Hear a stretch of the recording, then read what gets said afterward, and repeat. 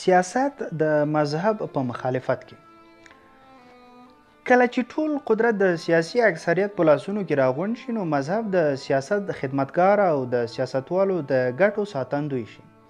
د مثال لپاره اسلامي تاریخ یاد کړو. له هغه وروسته چې ایرانیانو د عباسیانو انقلاب 250 میلادي کال کامیاب کړ او په نوې اداره کې د چارو واګې په ګوتو ورغلې او د حکومت پالیسي جوړه کړه نو د سیاست او مذهب ترمنځ ټکر او کشمکش پای ته ورسید. ایرانی بیوروکراسي وغوښتل چې عباسي خلیفه د بشپړ سیاسي واک په څنګ مذهبي واک هم ولري. که څه هم دینی علماو له دې کار سره مخالفت وکاوه او د شریعت په رڼا کې د خلیفه د قدرت د محدودولو هڅه وکړه، مګر ایرانیانو په خپل سیاسي او پوځي زور دینی علما له میدانه وایستل. د ایران د ساساني دوران درباري آداب دود او خلفای د ایرانی شاهانو په څیر کړل. البته دا خبره سپینه شوې وه چې که څه هم خلیفه په بشپړ سیاسي او اداري اختیار لري خو نه به د شریعت په چارو کې ګوتې وهي او نه به د شریعت د بدلولو لپاره هڅې کوي. په دې ډول شریعت د دینی علماو په قلمرو کې پاتې شو او د اسلام د تاریخ په لومړي پړاو کې دین او سیاست له یو بله بیل شو. د سیاست او مذهب ترمنځ د دې ډول معاملې چې په نتیجه کې یو داسې سیستم را څرګند شو چې واکمن پکې نامحدود واک درلود او دینی علما د دولت په چوکاټ کې د قاضیانو او مفتیانو د شرعي احکامو شارحان او تعبیرونکي محتسبانو او امامانو ملایانو په توګه داخل شول. دوی په دغو پوستونو کې د دولت همکاران شول او په دغو مقاماتو کې د دوی یو مسؤلیت دا و چې د واکمن او دولت اطاعت وکړي او شریعت د خلیفه له ګټو سره سم تعبیر او تفسیر کړي. څرنګه چې په علماو له دولته مواجب میاشتنۍ یا کلنۍ تنخواګانې یا جاګیرونه د خدمت په مقابل کې ورکړل شوې مځکه اخیستل او اقتصادي ګټې له دولت سره تړلې وي نو دوی ته یې ډیر پام کوو چې واکمن خوشحاله وساتي. له بلې خوا واکمنو له هم له دیني علماو سره د توافق پالیسي خپله کړې وه. واکمنو به په ظاهر کې د علماو درناوی کاوه، دربار ته به یې وربلل چې واز وکړي او په مهمو مسایلو کې مشوره ورنه وغواړي، خو هر وخت چې به یې د خپلو سیاسي ګټو لپاره د علماو استعمالول وغوښتل نو د فتوا ورکولو تقاضا به یې ورنه وکړه او علماو به فتواوې جاري کړي.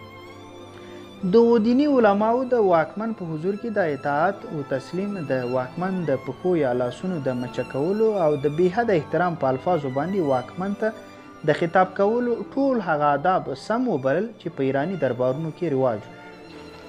دغه راز که به د 5 وخته لمانځه یا د روژې میاشت کې د روژه نیولو په څیر ضروري عبادتونو ته د واکمن ډډه نه لګېده نو د علماو خلاصون لاره ورته جوړوله. له واکمنو دا اجازه هم ترلاسه کړه چې څومره یې خوښه وي هغومره ښځې ځان ته واده کړي او یا هم طلاقونه ورکړي او په حرم سرای کې هغومره وینځې وساتي چې څومره یې زړه غواړي. په عباسي دوران کې د خلفاو د قدرت له زیاتېدا سره د دینی علماو قدرت کم شو او بالاخره علما د واکمنو د هوسونو په خادمانو بدل شول. د عباسیانو له زوالو کمزورۍ سره په بیلو بیلو سیمو کې د مستقل قدرت لرونکي کورنۍ را څرګندې شوې چې د سلطنت مؤسسه یې معرفي کړه. مسلمانو فقهاو دغه کار په دې دلیل سم وباله چې د انارکي مخه ونیسي او په ټولنه کې نظم او ډیسپلین وساتي. فقهاو د زورورو نظامیانو په لاس د قدرت غصب هم په دې دلیل روا وباله چې که روا ونه بلل شي نو سیاسي ناکرارۍ ته به لاره پرانیزي او د کورنۍ جګړې اور به بل شي. نامتو دیني عالم الموردي په 1050 کې چې مړ شوی د یو سیاسي مفکر په خپل کتاب الحکام السلطانیه کې وایي چې د غاصب قدرت باید د خونریزۍ د مخنیوي په خاطر مشروع وبلل شي. د سلطنت او غصب مسلو ته لار جوړولو وروسته بل سوال دا و چې آیا سلطان باید د مذهبي اقتدار تابع وي او که د اختیار ولري چې مذهب د خپلو سیاسي غوښتنو لپاره استعمال کړي. د دې سوال او نورو مسایلو په اړه د پاچا باید څنګه چلند وکړي د لیکلو یو ژانر دود شو چې د امیرانو هنداره نومیږي. د دې ژانر په ځینو مهمو کتابونو کې د کیکاوس په 1082 میلادي کال کې چې مړ شوی، قابوسنامه د نظام الملک په 19 په 1001 میلادي کال کې چې مړ شوی. سیاستنامه د غزالي چې په 1111 میلادي کال کې مړ شوی. نصیحت الملک او د ضیاءالدین برني اثر فتاوای جهانداری یادولی شو.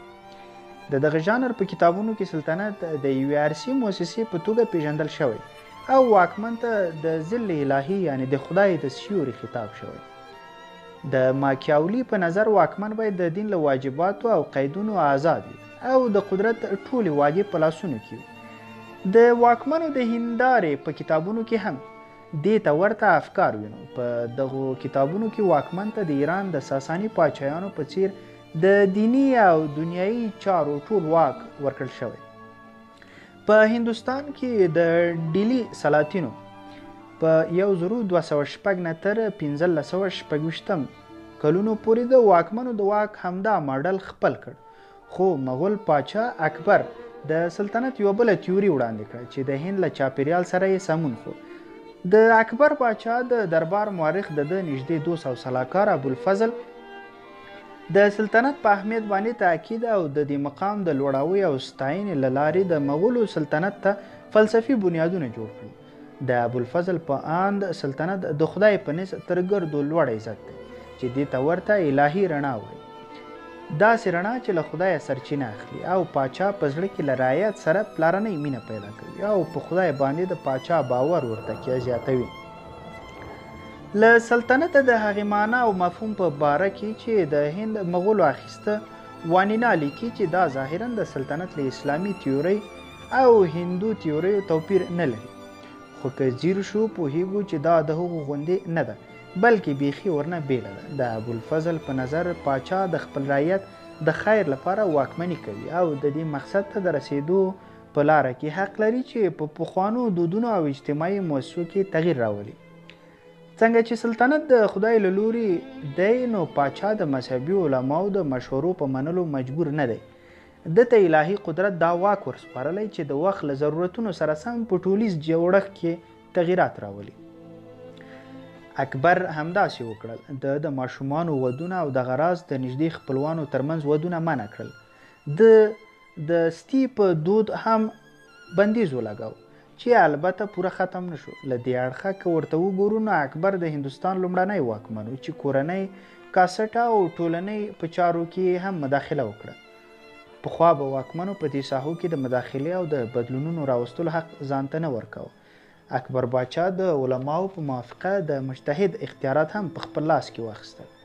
نو قدرت یې لا هم پسې زیات شو. اکبر دا کار د ابوالفضل د پلار شیخ مبارک په مشوره وکړ. مبارک ورته وویل چې له دیني علماو دې وغواړي چې یو محضر دستخط کړي چې دته د مذهب تفسیر او تعبیر د اختیار وکالت ورکوي. په دې ډول اکبر باچا هم د مذهبي او هم د سیاسي چارو واګې ترلاسه کړي او له دیني علماو سره نور د پاچا د فیصلو د چلنجولو واک پاتې نشو.